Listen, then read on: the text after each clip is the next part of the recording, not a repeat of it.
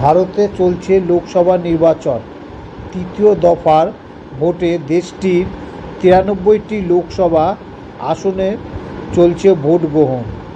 আর এর মধ্যেই সোশ্যাল মিডিয়ায় নিজের নাচের এক ভিডিও শেয়ার করেছেন দেশটির প্রধানমন্ত্রী নরেন্দ্র মোদী।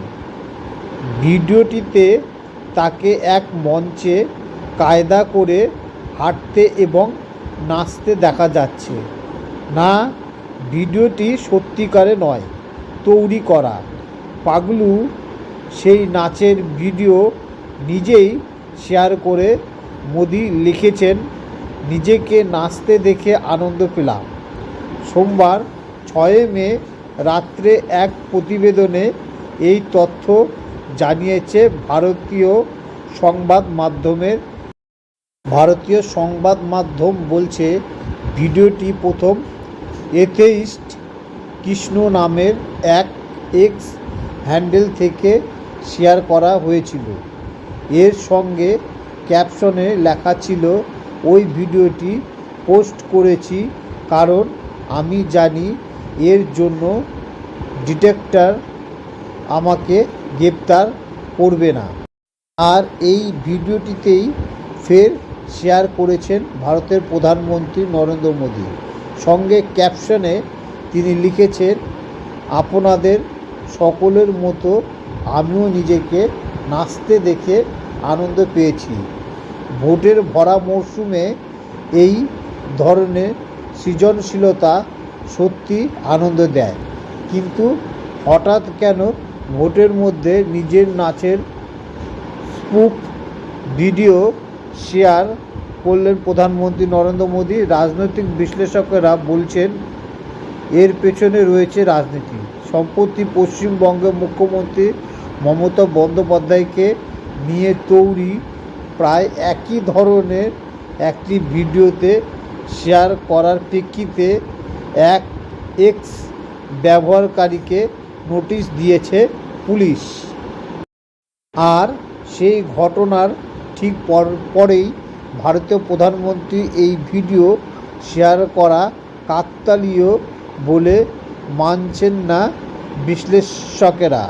মূলত মোদি যে ভিডিওটি শেয়ার করেছেন সেটি আসলে মার্কিন র্যাপ সঙ্গীত শিল্পী লিল ইয়াচটির মঞ্চে প্রবেশ করার এক ভিডিও।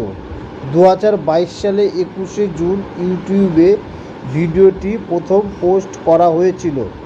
তারপর থেকে কৃত্রিম বুদ্ধিমত্তা বা এআই এর সাহায্যে অ্যাডলফ হিটলার থেকে শুরু করে ডিসি কমিক্সের সুপার ভিলেন জোকারের মতো বিভিন্ন বিখ্যাত বা কুখ্যাত ব্যক্তিদের মুখ ইয়াচটির জায়গায় ব্যবহার করে মিম তৈরি করা হয়েছে।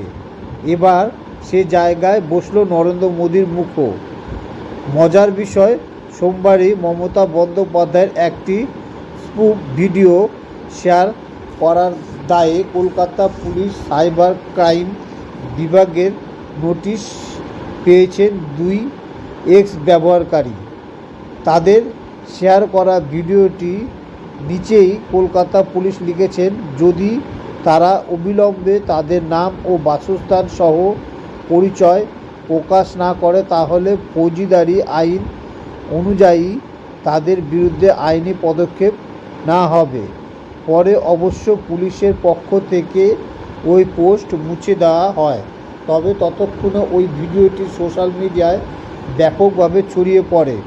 কলকাতা পুলিশ মমতা বন্দ্যোপাধ্যায় পাপোশের মতো আচরণ করছে বলে কটাক্ষ করেন বিজেপির আইটি সেলের প্রধান অমিত মালব্য।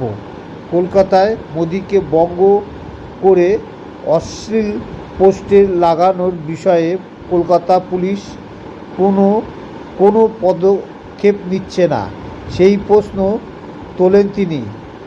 অবশ্য মোদি তার নিজের স্পুফ ভিডিওটি এক্স অ্যাকাউন্টে শেয়ার করার পর এ বিষয়ে মমতা বন্দ্যোপাধ্যায় সমালোচনা করেছেন হিমাচল প্রদেশের মান্ডি লোকসভা আসনে বিজেপির প্রার্থী তথা বলিউড অভিনেত্রী কঙ্গনা রানাওয়াত। এক্স হ্যান্ডেলে তিনি লিখেছেন, মমতা দিদি জি, এটাকে বলে টেকিং আ চিল পিল, মাথা ঠান্ডা রাখা। আপনিও মাঝে মাঝে এটা ব্যবহার করুন। আপনি সবসময় রেগে থাকেন। কয়েকটা বাচ্চা ছেলে আপনার নাচের ভিডিও বানিয়েছে, আপনি তাদের জেলে পাঠানোর চেষ্টা করছেন। আপনি খুব রাগী ও অনমনীয়। নিত্য নতুন খবরের আপডেট পেতে হলে আমাদের চ্যানেলটিকে লাইক করুন, কমেন্ট করুন, শেয়ার করুন, সাবস্ক্রাইব করুন। সাবস্ক্রাইব করতে ভুলবেন না। Thank you all friends.